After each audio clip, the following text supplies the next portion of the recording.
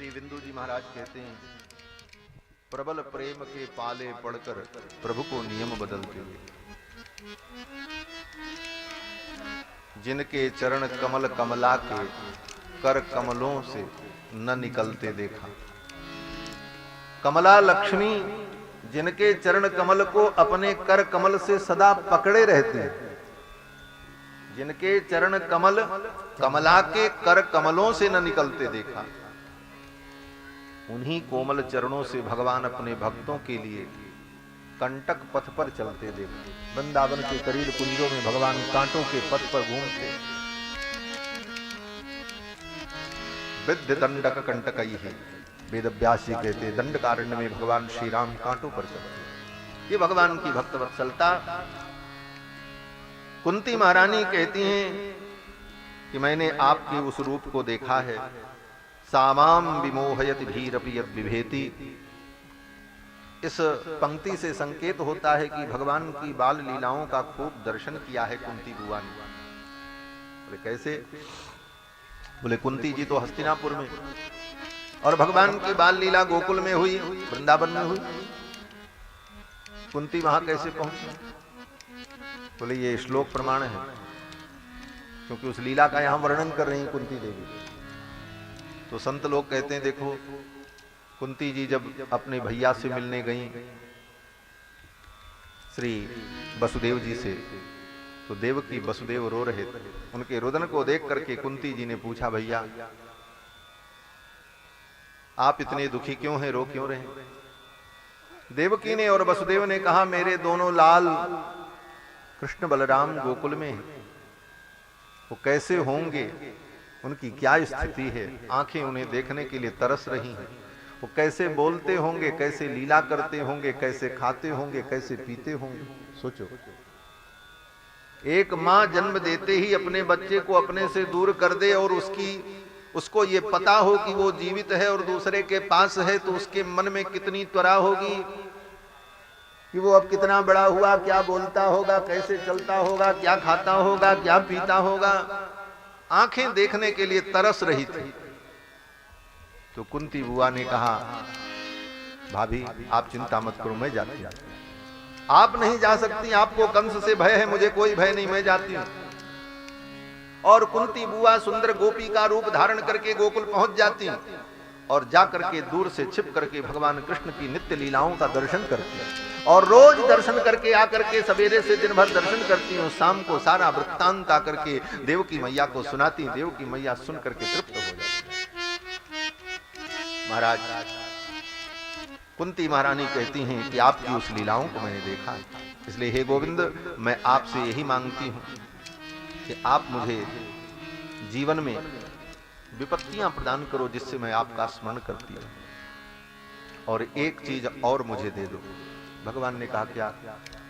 तो कुंती कहती हैं, अथ विश्वेश विश्वात्मन विश्वमूर्ते स्वकेशु में स्नेह पासमिमं छिंदी दृढ़ं पाण्डुषु वृष्णुषु। हे भगवान, ये जो पांडव हैं, जो मेरे पुत्र हैं, ये मेरे जो परिजन हैं, इनके प्रति मेरा जो स्नेह है, यह स्नेह मेरा समाप्त हो जाए, क्योंकि यह स्नेह, ये मोह ही तो बंधन का कारण है, इसको आप मिटाओ। क्या वैराग्य है कुंती का महाराज। दूसरा कोई होता तो मांगता, महाराज मेरे बेटे बने रहे, इनका स्नेह बना रहे, ये मुझे कभी छोड़ के न जाए, मैं इनको छोड़ के न जाऊं। लेकिन भगवान से कुंती ने यही मांगा कि इन पुत्रों के प्रति मेरा जो स्नेह है वो टूट जाए, क्योंकि ये स्नेह भी बंधन का कारण है। ये संसार से नेह टूटेगा तभी आपसे स्नेह होगा। इसलिए महाराज ये आशा पाश मोह का बंधन जो है मेरे जीवन से टूट जाए। स्नेह पास मिमम छिंदी दृढ़म पांडुषु वृष्णुषु। ये वृष्णि वंश में, पांडव वंश में, इन परिजनों में मेरा जो स्नेह है, ऐसे तो है नहीं, कुंती का कहीं किसी से कोई स्नेह नहीं भगवान को छोड़कर। लेकिन फिर भी कुंती कहती, अगर कहीं मेरे हृदय में इन संसारी प्राणियों के प्रति कोई स्नेह बचा हो तो हे गोविंद उसे भी मिटा देना, और मुझे कुछ नहीं चाहिए, जिससे त्वयि में अनन्य विषया मतिर मधुपते सकृत, जिससे मेरी अनन्य मति आप में लग जाए और मैं आपका ही चिंतन करती रहूं। इस प्रकार कुंती ने भगवान से प्रार्थना की।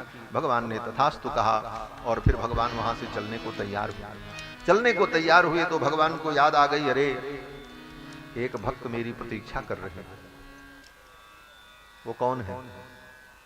बोले भीष्म पितामह, बाण की सैया पर पड़े, उत्तरायण की प्रतीक्षा कर रहे हैं कि सूर्य उत्तरायण हो तो मैं अपने प्राणों का त्याग करूं। लेकिन मैं बहुत व्याख्या नहीं करूंगा, किस उत्तरायण की प्रतीक्षा कर रहे हैं, बस इसी का चिंतन। उत्तरायण क्या है? भगवान के भक्तों के लिए उत्तरायण और दक्षिणायन का कोई मूल्य नहीं होता। भगवान के भक्त तो कभी भी मर जाएं, चाहे उत्तरायण हो, चाहे दक्षिणायन हो, चाहे भद्रा हो, चाहे व्यतिपात हो, भक्तों के लिए उत्तरायण दक्षिणायन का कोई मूल्य नहीं होता। वो तो जब भी शरीर छोड़ेंगे भगवान की कृपा से उनको परम गति की प्राप्ति हो जाएगी। लेकिन भीष्म पितामह किस उत्तरायण की प्रतीक्षा कर रहे हैं? ले भीष्म पितामह सोच रहे मैं अपने प्राणों का त्याग करूं तब, बोले जब उत्तरायण आ जाए। उत्तरायण का मतलब क्या? बोले उत्तरा और आयन दोनों मिलाइए तो क्या बनेगा? बोले उत्तरायण। तो उत्तरा माने परीक्षित की मां जो उत्तरा है उनके गर्भ को जिसने अपना अयन बनाया। ऐसे गोविंद कृष्ण उत्तरायण, ये कृष्ण का एक नाम है उत्तरायण। उत्तरा के गर्भ को जिसने अपना अयन बना लिया, ऐसे गोविंद कृष्ण मेरे सामने आ जाए, मैं अपना प्राण छोड़ दूं। उस उत्तरायण की प्रतीक्षा कर रहे थे। वो उत्तरायण तो ठीक है, उत्तरायण दक्षिणायन की जो बात है वो तो है ही है, वो तो सैद्धांतिक धरातल पर ठीक है। लेकिन भाव पक्ष की दृष्टि से भीष्म पितामह प्रतीक्षा कर रहे थे उत्तरायण मेरे कृष्ण आ जाए। कृष्ण ही तो उत्तरायण है। उत्तरा के गर्भ को जिसने अपना अयन बनाया, जिस गर्भ में जाकर के निवास किया, जो किसी के गर्भ में नहीं गए वो उत्तरा के गर्भ में गए, ऐसे उत्तरायण मेरे सामने आ जाएं, मैं प्राणों का त्याग कर। आ गए महाराज। कौन कौन आए? बड़े बड़े बड़े ऋषि मुनि महात्मा लोग आ गए। पर्वतो नारदो धौम्यो भगवान बादरायण, बृहदस्सो भरद्वाज सह शिष्यो रेणुकासुतः, वसिष्ठ इंद्र प्रमदस्तित्सो कृत्समदोषितः। ये सब बड़े बड़े महर्षि लोग आ गए। पर्वत, नारद, धौम्य, पराशर, गृत्समद, परशुराम जी महाराज, त्रित, कौशिक, ये सब बड़े बड़े मुनि महात्मा लोग भीष्म पितामह के पास आए। भीष्म पितामह बाण की सैया पर पड़े। अर्जुन आ गए, भीम आए, नकुल आए, सहदेव आए, सब आए। लेकिन अभी तक भीष्म पितामह ने आंख नहीं खोली। बाण की सैया पर पड़े बड़े बड़े ऋषि मुनि महात्मा आकर के खड़े हो गए, अगल बगल घेर लिया भीष्म पितामह को, क्योंकि उनका अब अंतिम समय है, प्रयाण होने वाला। बड़े बड़े ऋषि मुनि महात्मा मलात्मा विमलात्मा लोग आ गए। लेकिन भीष्म पितामह अपनी आंखों को बंद किए थे। क्यों? बोले किसको देखें जिसको देखने के लिए आंखें बंद करके पड़े हैं। जिस कृष्ण को देख करके, जिस उत्तरायण को देख करके वो अपनी आंखों को बंद करना चाहते हैं, वो अभी नहीं आए। इसलिए भीष्म पितामह ने अभी आंखें नहीं खोली, बाण पर पड़े, बाण की सैया पर पड़े थे। सब लोग आ गए, तब तक भगवान भी आए। कैसे आए?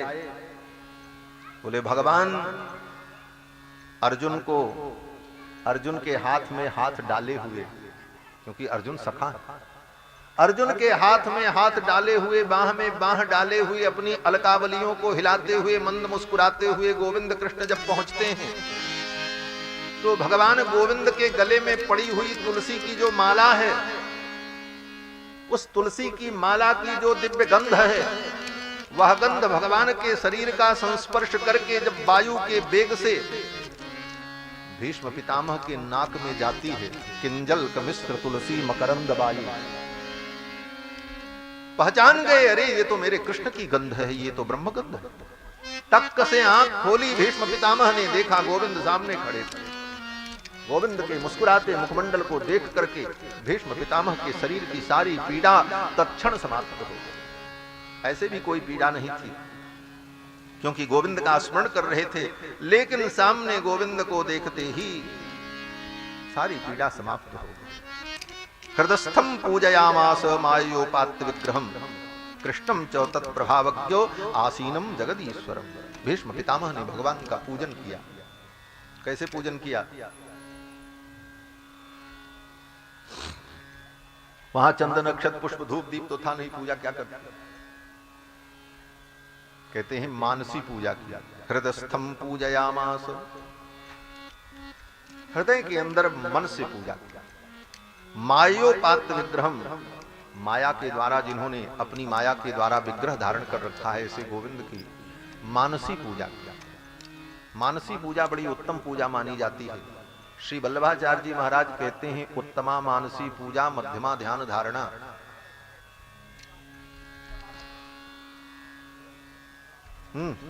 सियाराम स्वयमेव तिष्ठति। बोलो श्री सीतारामचंद्र भगवान की। श्री वल्लभाचार्य जी महाराज कहते हैं उत्तमा मानसी पूजा मध्यमा ध्यान धारणा। और मूर्ति पूजा कहते हैं मूर्ति पूजा धमा धमा अधमा अधमा। मानसी पूजा सर्वोत्तम पूजा मानी गई।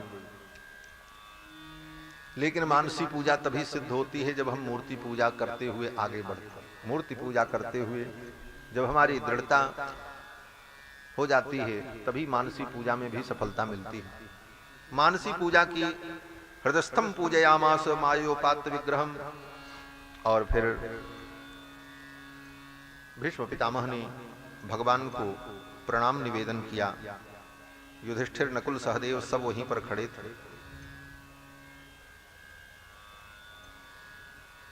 भीष्म पितामह ने कहा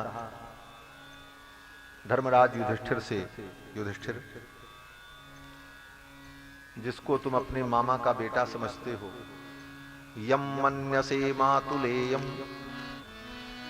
ये मामा के तुम्हारे बेटे हैं जिनको तुम अपना मामा का बेटा समझते हो। प्रियम मित्रम, अर्जुन तुम जिसको अपना प्रिय मित्र समझते हो। नकुल सहदेव जिसको तुम अपना सुहृद समझते हो। सुहृदतमम अकरो सचिवम दूतम, जिसको तुमने अपना दूत बनाया, जिसको तुमने अपना सारथी बनाया। सौहृदादथ सारथिम, जो तुम्हारे सौहृद और प्रेम के कारण तुम्हारे सारथी बने। ये क्या है जानते? भीष्म पितामह ने कहा ये न तुम्हारे मामा के बेटे हैं, न ये किसी के प्रिय हैं, न ये किसी के सुहृद हैं, न इनको कोई सचिव बना सकता है, न कोई इनको सारथी बना सकता है। ये तो इनकी लीला है। सर्वात्मन समदृशो, ये सर्वात्मा है, समदर्शी है। अगर तुम मानते हो कि ये मेरे मामा के बेटे हैं, मेरे हैं, बोले ऐसा नहीं है, ये सबके हैं। क्यों? बोले ये सर्वात्मा है। अगर इनके विषय में मति वैषम्य है, सोचते हो कि ये मामा के बेटे हमारे सुहृद हैं, अमुक हैं, तो ये तुम्हारा भ्रम है। ये कुछ नहीं है। ये क्या है? बोले ये शुद्ध ब्रह्म है, परमात्मा है, सर्वांतरयामी है। सर्वात्मन समदृशो, ये समदर्शी हैं और सबके प्रिय हैं। कैसे? वैसे जैसे सोना। सोना क्या है? बोले सोने का चाहे कुंडल बना लो, चाहे पायल बना लो, चाहे अंगूठी बना लो, चाहे गले का हार बना लो, वो सोना सोना ही रहता है। ना वो हार है, न पायल है, न अंगूठी है। मूलतः क्या है? बोले वो सोना ही है। तुम कुछ भी मान लो, लेकिन है तो सोना और कुछ नहीं। दूसरा कुछ नहीं है, वो शुद्ध सोना ही है। आप उसका नाम भले रख दो ये पायल, उसमें पायल क्या है? आगे से पीछे तक जो कुछ सोना ही तो है। गले में पहन लिया जंजीर, बोले ये जंजीर है, बोले जंजीर नहीं, वो क्या है? बोले सोना ही तो है, दूसरा कुछ नहीं। उसी तरह भगवान सर्वात्मन समदृशो, ये सर्वात्मा है, समदर्शी। समदर्शी क्यों है? बोले आज ये समदर्शी न होते तो मुझ पापी को दर्शन देने आते। भीष्म पितामह कहते हैं कि मेरे ऊपर भी इन्होंने कृपा की और मुझे दर्शन देने के लिए आए। यही इनका समदर्शित्व। ये समदर्शी हैं, कृपालु हैं, भक्त वत्सल हैं। मैंने इनके साथ कोई उपकार नहीं किया। भीष्म पितामह भगवान की ओर देख रहे हैं और कह रहे हैं। बड़ा सुंदर भाव है। भीष्म पितामह कहते हैं प्रभु मुझे विश्वास था कि आप आओगे,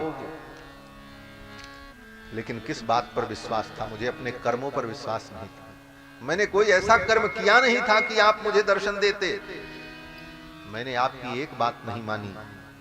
आप दूत बनकर के आए समझौता कराने के लिए, लेकिन मैं आपकी बात को कौरवों की सभा में मनवा नहीं सका। चाह करके भी मैं कुछ नहीं कर सका। मैंने आपकी सेवा नहीं की। दुर्योधन आपको बांधना चाहता था, मैं देख रहा था, लेकिन मैं कुछ नहीं कर सका। मैं आपकी सहायता नहीं कर सका।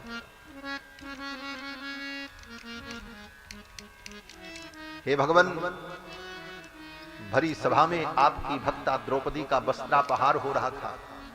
इन्हीं आंखों से मैं देख रहा था, लेकिन आपकी भक्ता उस द्रौपदी की लाज नहीं बचा सका। मैंने आपके लिए कुछ नहीं किया। मेरे जैसा कृतज्ञ कौन होगा? मैंने आपकी कोई सेवा नहीं की, और सेवा तो दूर रही, आपके भक्तों को, उन पांडवों को मारने के लिए मैंने युद्ध किया। मैंने अपने बाणों से आपके एक एक अंग को छलनी कर दिया। महाराज, युद्ध में केवल अर्जुन को ही बाण नहीं लगे थे। महाभारत पढ़ना, भीष्म पितामह जब बाण चलाते थे तो भगवान कृष्ण के अंग अंग में जाकर के बाण बिध जाते थे। भगवान श्री कृष्ण का शरीर रक्त रंजित हो जाता था, फिर भी भगवान रथ चलाते रहते थे, क्योंकि अर्जुन को संभालना। भीष्म पितामह कहते हैं इस अन्यायी ने आपके साथ क्या अन्याय नहीं किया, लेकिन हे प्रभु मैं जानता हूं आप समदर्शी हैं। मुझ अभागे को भी दर्शन देने के लिए आप चल करके आए, और क्यों आए? मुझे विश्वास था आप आएंगे। किस बात का विश्वास था? किस बात का विश्वास था कि आप मुझे दर्शन देंगे? तो भीष्म पितामह कहते हैं मुझे केवल एक बात का विश्वास था कि आप अर्जुन के सखा। इस संबंध पर मुझे भरोसा था। जिस अर्जुन को मैंने अपने गोद में खिलाया है, जिस अर्जुन को मैंने पाला है, जिस अर्जुन को मैंने पढ़ाया हो, उसके तुम दोस्त हो, उसके तुम मित्र हो, उस संबंध से तुम आओगे ये मुझे विश्वास था। अर्जुन आपका परम भक्त है, मैं आपकी भक्ति नहीं कर सका, मैंने आपकी सेवा नहीं की, मैंने आपकी भक्ति नहीं की, आपकी आज्ञा का पालन नहीं किया। लेकिन अर्जुन जो आपका परम भक्त है, वो भक्त मेरा संबंधी है, उसको मैंने पाला है, मैंने गोद में खिलाया है, ये संबंध है। इस संबंध पर मुझे भरोसा था, दृढ़ता थी कि कृष्ण मुझे दर्शन जरूर देंगे, और आज उस संबंध से आप आए। हे विजय सखे, अर्जुन का नाम है विजय, और विजय के सखा हैं। भीष्म पितामह कहते हैं कि हे भगवान, अब आज आपको मैं प्रणाम करता हूं। और रही बात महाभारत युद्ध में, आप चाहते तो 1 मिनट में सब कुछ हो जाता। मैं जानता हूं आपकी ये सब लीला है, और आज मैं आपको अपनी बुद्धि अर्पित करना चाहता हूं। सबसे पहली प्रार्थना यही की है भीष्म पितामह ने। बस यही वचन कह करके मैं वाणी को विराम दूंगा। आप लोग धैर्य से बैठो। इतने अच्छे श्रोता मिलते हैं, इसीलिए सुनाने का मन करता, नहीं तो ऐसी कथा तो मैंने शायद अभी तक नहीं सुनाई जो आज सुना रहे हैं। ये मेरे सब श्रोता बैठे हैं, 10 साल से साथ में सुनते हैं। ये मिथिला भूमि का प्रभाव कहो, आपकी धैर्य का प्रभाव कहो। महाराज भीष्म पितामह कहते मैं अपनी मति आपको देना चाहता हूं। पहली प्रार्थना यही की, इति मति रूपकल्पिता वितृष्णा भगवती सात्वत्पुंगवे विधूं। हे भगवान, मैं अपनी मति आपको समर्पित करना चाहता हूं, अपनी बुद्धि आपको देना चाहता हूं। भगवान ने कहा अपनी बुद्धि आप मुझे क्यों देना चाहते हैं?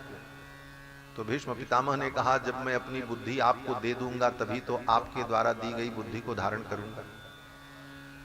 आपके द्वारा जो बुद्धि प्राप्त होती है वही बुद्धि आपके प्राप्ति का साधन बनती है। ददामि बुद्धि योगम तम येन माम उपयान्ति ते। लेकिन जब पहले से मेरी बुद्धि रहेगी तो मैं आपके द्वारा प्रदत्त उस बुद्धि को कहां रखूंगा, इसलिए मेरी इस बुद्धि को तो आप ले लो और आपके द्वारा जो प्रदत्त बुद्धि है वो मुझे प्राप्त हो जाए, जिससे मैं आपको प्राप्त कर सकूं। इस भाव से पितामह ने कहा मेरी इस मति को आप स्वीकार करें, बुद्धि का समर्पण कर दिया। और उसके बाद कहते हैं हे गोविंद, आपके मैं उस रूप का दर्शन करना चाहता हूं। कौन से रूप का दर्शन? भीष्म पितामह कहते हैं महाभारत के युद्ध में जब बाण पर बाण चल रहे थे, सपदि सखी बचो निशम्य मध्य निज परयोर बलयोर रथम निवेश्य। अपने सखा अर्जुन के कहने पर दोनों सेनाओं के मध्य में जब आपने रथ को ला करके खड़ा किया था, सेनयोर भयोर मध्य रथम स्थापयमेच्युत। अर्जुन ने कहा था मेरे रथ को ले चल करके दोनों सेनाओं के मध्य में खड़ा कर दो। सपदि सखी बचो निशम्य मध्य निज परयोर बलयोर रथम निवेश्य स्थितवती पर सैनिकायुरक्षणा हृतवती पार्थ सखी रतिर्ममास्तु। उस समय जब जाकर के आपने अपने रथ को दोनों सभाओं के मध्य में खड़ा किया, उसी समय कितनी अद्भुत बात कह रहे हैं पितामह। पितामह कहते हैं कि स्थितवती पर सैनिकायुरक्षणा हृतवती।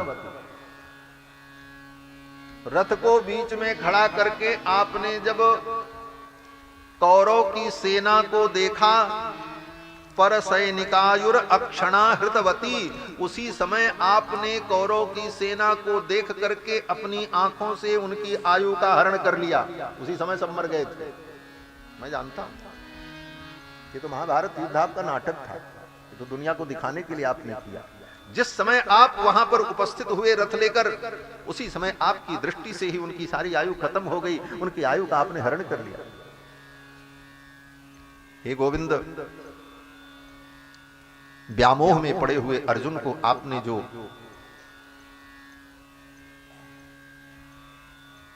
उपदेश किया गीता का, महाभारत के युद्ध में, वो सब कुछ मैं स्मरण कर रहा हूं। आपने मेरी प्रतिज्ञा को रखने के लिए अपनी प्रतिज्ञा को छोड़ दिया। स्वनिगमम अपहाय मत प्रतिज्ञामृतमधिकर्तुम रथस्थो अवप्लुतः। युद्ध में प्रतिज्ञा कर ली भीष्म पितामह ने, आज मैं अर्जुन को मार दूंगा। प्रतिज्ञा तो कर ली अर्जुन, भीष्म पितामह ने। भीष्म पितामह ने प्रतिज्ञा कर ली, लेकिन प्रतिज्ञा करने के बाद भीष्म पितामह को पश्चाताप होने लगा। भीष्म पितामह कहते हैं हे भगवान, प्रतिज्ञा तो मैंने कर ली, लेकिन मुझे पश्चाताप हो रहा था। गोविंद, जैसे तैसे जो भी हुआ, अच्छा हुआ बुरा हुआ, मैंने प्रतिज्ञा कर ली अर्जुन को मार दूंगा, लेकिन हे गोविंद, अब मेरी प्रतिज्ञा की लाज बचा। प्रतिज्ञा करते समय भीष्म पितामह ने कहा कि अगर कृष्ण ने शस्त्र नहीं उठाया तो आज अर्जुन नहीं बच सकता। अर्जुन को अगर कोई बचा पाएगा तो कृष्ण बचा पाएगा। अगर कृष्ण नहीं बचाते हैं तो अर्जुन को मरने से कोई रोक नहीं सकता। ये प्रतिज्ञा भीष्म पितामह ने कर ली।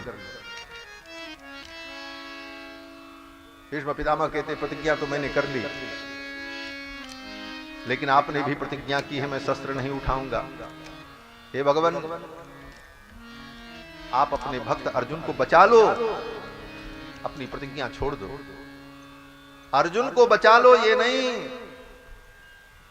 भीष्म पितामह ने कहा मेरी प्रतिज्ञा बचा लो। अर्जुन को तो आप बचाओगे ही, मैं जानता हूं अर्जुन को दुनिया की कोई ताकत मार नहीं सकती, कोई बाल बांका नहीं कर सकता, ये मैं जानता हूं, लेकिन मुझ तुच्छ की प्रतिज्ञा को भी बचा लो। मैंने प्रतिज्ञा कर ली है कि अगर कृष्ण ने अस्त्र नहीं उठाया तो अर्जुन के प्राण नहीं बचेंगे। तो अर्जुन के प्राण तो बचेंगे, लेकिन आपको अस्त्र उठाना पड़ेगा, इसलिए मेरी प्रतिज्ञा को बचा लो। कृष्ण, मेरे जीवन में कुछ नहीं है, मैंने कभी राज्य को राज्य नहीं समझा, मैंने जीवन के सुख को कभी सुख नहीं समझा। मेरे जीवन में कुछ नहीं, मैंने सब कुछ त्यागा और इस दुनिया से अब मैं जाने वाला हूं। कुछ लेकर के नहीं जाऊंगा। अपयश मेरे साथ होगा कि मैंने कौरव का साथ दिया, पांडव का मैंने साथ नहीं दिया, ये अपयश मेरे सिर पर होगा। अगर मेरे जीवन की कोई उपलब्धि होगी तो एक उपलब्धि होगी कि भीष्म ने अपनी प्रतिज्ञा को पूर्ण कर लिया। कम से कम ये तो मेरे जीवन में बच जाए और मुझे कुछ नहीं चाहिए। मेरी प्रतिज्ञा को पूर्ण कर दो कृष्ण, और मेरे जीवन में कुछ नहीं है, बाकी मैं जीवन में शून्य हूं। एक प्रतिज्ञा ही मेरे जीवन का अंतिम लक्ष्य है, ये बच गया तो मेरा जीवन सार्थक होगा, इसलिए मेरी प्रतिज्ञा को बचा लो। भीष्म पितामह कहते हैं कृष्ण, आपके उस रूप का मैं ध्यान कर रहा हूं कि मेरी प्रतिज्ञा को बचाने के लिए, मेरे जैसे निर्दयी पुरुष की प्रतिज्ञा को बचाने के लिए आपने अपनी प्रतिज्ञा छोड़ दी।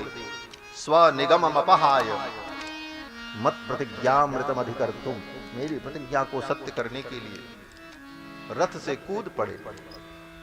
हंतुमिभं गतोत्तरीय, आपका पीतांबर नीचे गिर पड़ा। पृथ्वी पर पीतांबर घसटने लगा, अर्जुन पकड़ने लगे, कृष्ण रुक जाओ, अस्त्र मत उठाओ, आपकी प्रतिज्ञा छूट जाएगी। आपने न कृष्ण की सुनी और न पृथ्वी की सुनी, आपने अर्जुन की नहीं सुनी, आपने पृथ्वी की भी नहीं सुनी। अर्जुन ने कहा मत उठाओ, भगवान दौड़ पड़े, अर्जुन को भी छोड़ दिया। पीतांबर जमीन पर घिसट रहा था, मानो पृथ्वी भगवान के पीतांबर को पकड़ करके कह रही थी, कृष्ण आप परब्रह्म परमात्मा हो, आप अपनी प्रतिज्ञा छोड़ दोगे, धर्म चला जाएगा। मानो पृथ्वी रो रही थी पीतांबर पकड़ करके, अनर्थ हो जाएगा आप अपनी प्रतिज्ञा छोड़ दोगे। लेकिन भगवान ने पृथ्वी की भी नहीं सुनी, भूदेवी की भी नहीं सुनी। भीष्म पितामह कहते हैं, आपने अपनी प्रेयसी भूदेवी की प्रतिज्ञा को भी, उनके भी निवेदन को छोड़ दिया, अपने प्रिय मित्र अर्जुन के भी निवेदन को छोड़ दिया, और मुझ तुच्छ भक्त की प्रतिज्ञा को आपने रख लिया। मेरी लाज बचाई, हे कृष्ण मैं आपको प्रणाम करता हूं। भीष्म पितामह कहते हैं, बस वही स्वरूप मेरे आंखों के सामने बना रहे और मैं अपने प्राणों का त्याग कर दूं। सदैव देवो भगवान प्रतीक्षताम कलेवरम यावदिदम हिनोम्यहम्, जब तक मैं अपने कलेवर का त्याग न करूं तब तक आप ऐसे ही मंद मुस्कुराते मेरी आंखों के सामने खड़े रहो। मैं आपसे निवेदन भी कर रहा हूं और आज्ञा भी दे रहा हूं। निवेदन इसलिए कर रहा हूं कि मैं आपका भक्त हूं, आप मेरे ईश्वर हो, आराध्य। आज्ञा इसलिए कर रहा हूं कि आप मेरे अर्जुन के सखा हो, अर्जुन मेरा बेटा है, मेरा पौत्र है, और आप उसके दोस्त हो, इसलिए मेरे लिए पुत्र के समान हो, इसलिए आज्ञा भी दे रहा हूं। मेरे सामने खड़े रहो और मैं अपने प्राणों का त्याग कर दूं। भगवान मंद मुस्कुराते हुए भीष्म पितामह के सामने खड़े रहे। भीष्म पितामह ने अपनी मति को, अपनी बुद्धि को भगवान में समर्पित किया और फिर भगवान का स्मरण करते हुए उनकी आंखें बंद हो गईं। कृष्ण एवं भगवती मनोवाग दृष्टि वृत्तिभिः आत्मन्यात्मानमावेश्य सोऽन्तः श्वास उपारमा। अंतिम सांस भीष्म पितामह ने ली। सर्वे बभूस्ते तूष्णीं वयांसीव दिनात्यये। जिस समय भीष्म पितामह के प्राण निकले हैं, थी तो मध्याह्न की वेला, लेकिन उस क्षण में संपूर्ण सृष्टि शांत हो गई। वेदव्यास जी कहते, किस प्रकार से? बोले वयांसीव दिनात्यये, जैसे दिन के समाप्त होने पर रात्रि में सायंकाल होते ही सारी आवाज समाप्त हो जाए, पशु पक्षी का बोलना बंद, चिड़ियों का चहचहाना बंद, उस प्रकार शांति व्याप्त हो गई चारों तरफ। एक क्षण के लिए पूरा ब्रह्मांड शांत हो गया भीष्म पितामह के प्राण प्रयाण के समय। और फिर अगले ही क्षण तत्र दुंदुभयो नेदुः, तब तक स्वर्ग से दुंदुभी बजने लगे, नगाड़े बजने लगे, देवता लोग जय जयकार करने लगे। ससंसु साधवो राज्ञाम खात पेतुः पुष्पवृष्टयः, और जितने महापुरुष थे सब जय जयकार करने लगे, स्वर्ग से पुष्प की वर्षा होने लगी और भीष्म पितामह को परम पद की प्राप्ति हुई है। भीष्म पितामह भगवान के वैकुंठ को प्राप्त करते हैं। ये भगवान के परम भक्त हैं भीष्म पितामह।